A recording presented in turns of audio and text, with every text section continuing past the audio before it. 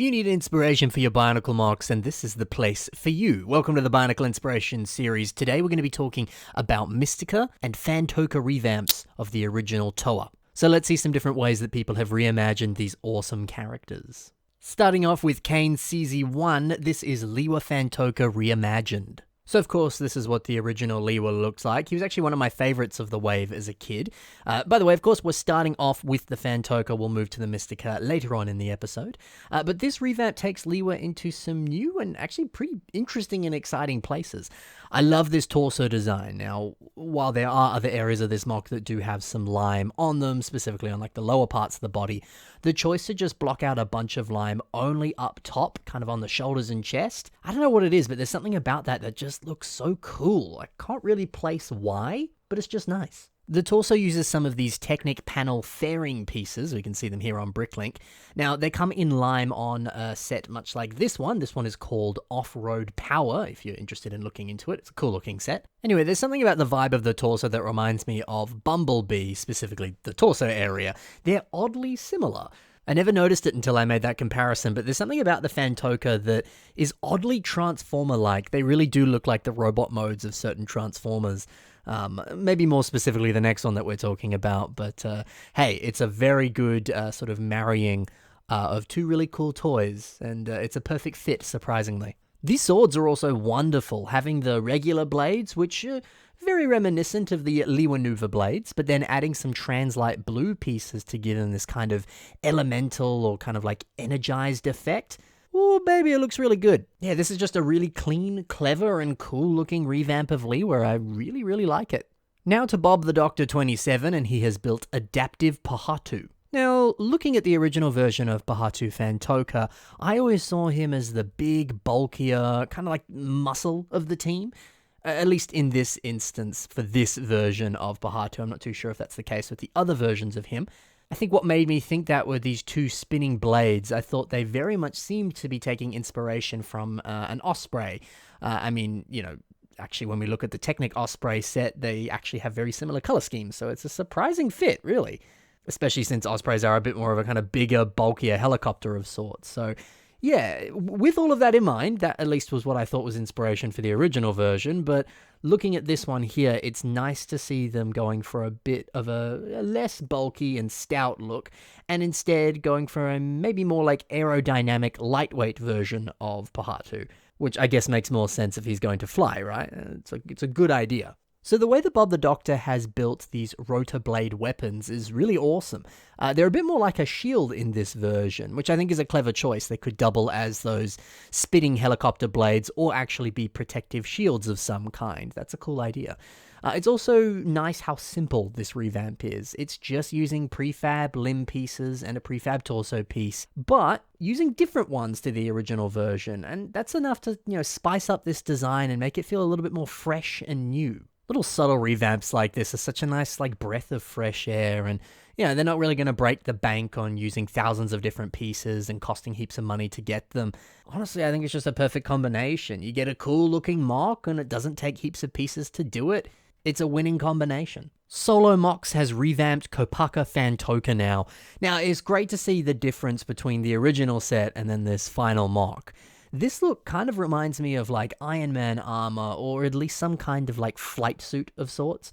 I googled sci-fi flight suit and got these pictures, much like these ones here. Some of these flight suits have that real-world military vibe to them, but then other ones, which are leaning into the sci-fi a little bit more, have armor to them or additional technology like scope eyes and different things around the head and helmet, which fits right at home with this MOC and the concept of Kopaka, specifically with that mask. So with all that in mind, since in the story for these characters they had to be flying around Kratanui, I think this is just a great way to visualize that. So, maybe you do want to revamp the Phantoka. Maybe you could look towards things that fly, whether that's taking inspiration from animals that fly, or vehicles that fly, or military jets, or sci-fi stuff like what I just showed you.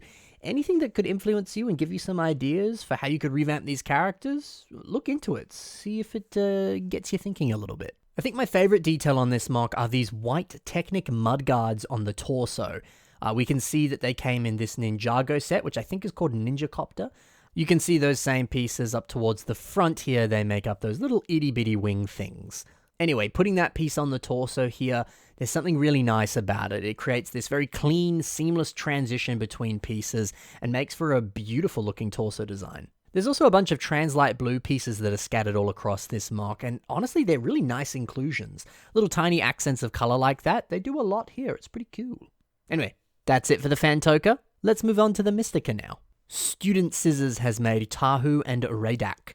While this is a Mystica revamp of Mystica Tahoo, this has been designed to look a little bit more in line with the Phantoka designs. Because, you know, even though the Mystica and the Phantoka were very similar, they did have subtle differences, so it's nice to see that reflected on this revamp here. Honestly, this is a really clever way of revamping Mystica Tahoo. I love this. So we can see, looking at the original toy, that the jets sticking out of the torso, these are carried on over to this version. And, you know, the idea of the Phantoka having their little Matoran counterpart, that is also shown with REDONE, like I said before.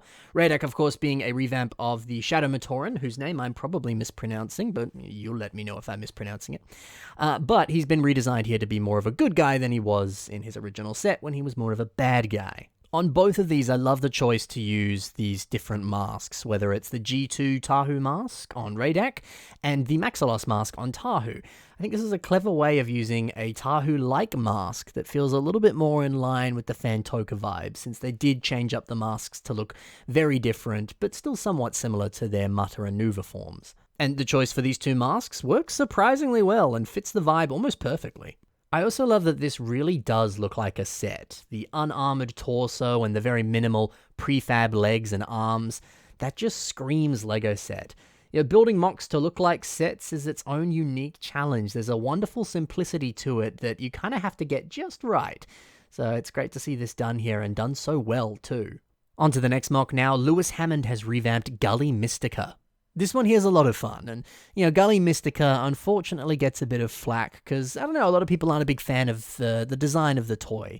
And I get it, it's certainly different, but I still think it's pretty cool. But all that said, you know, Lewis has made this look really awesome. It's great to see the Nuva chest piece and the Nuva shoulders make their way onto this MOC. I like the fact that pieces from Gly Nuva are seen on her Mystica form here, because that is one of the reasons that I've heard people not really enjoy Gly Mystica too much. They say that she looks nothing like the older versions, which is a fair comparison to make. So seeing this visual familiarity to those older sets put onto this newer revamp, it's just such a great way to bridge the gap and make these just feel a little bit more familiar, you know? The same can be said, of course, for her weapons. Seeing the Nuva blades return, great choice. And then in some of these images, she even has some posable fingers and a silver hook and this little shield too. You know, the silver hook is good to see too, because of course, another throwback to some of her older versions. Yeah, this is just a really compact, really well-designed, well-thought-out version of Gly Mystica. Finally, we move over to a MOC by Rakshi, and this is Mystica Onoa Revamp. This is so clever and so surprisingly original too. You know, Onoa in his Mutter and Nuva days is known for his iconic hunch.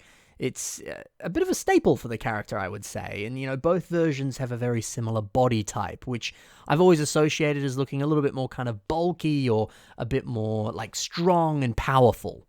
So it's lovely to see that actually carried across onto this revamp.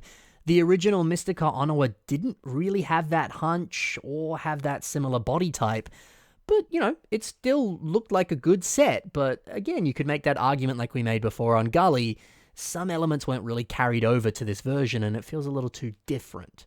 But seeing the two mesh together here just flawlessly, wow, it's cool. I suddenly love the look that they went for on Onoa Mystica way more when I see it with this very similar body type to his original versions. It suddenly brings out all the right qualities in it and makes it look 1,000 times better. Especially on that mask. I just thoroughly enjoy that mask now in this context. I'm just kind of shocked, actually, that no one else has ever carried across the hunch and the same kind of body shape over to Mystica Onoa.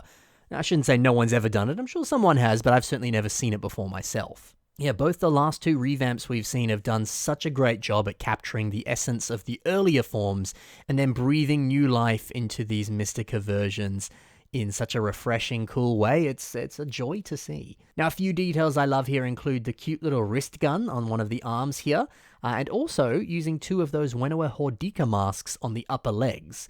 That honestly just looks so good. Really, really enjoy this revamp. So that's it for some new revamped, reimagined versions of the Mystica, as well as the Phantoka.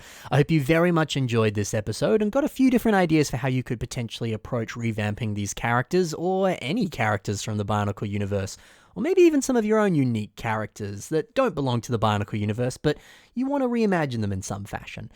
If you enjoyed this episode, be sure to check the links in the description below and see the links to all of the MOCs that I discussed today.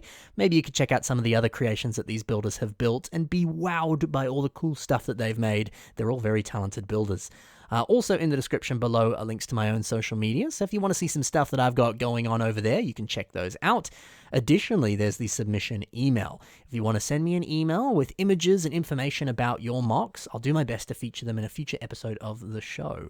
Speaking of future episodes of the show, I was planning on doing a Halloween episode instead of this episode, but I'm delaying that to actually come out on Halloween.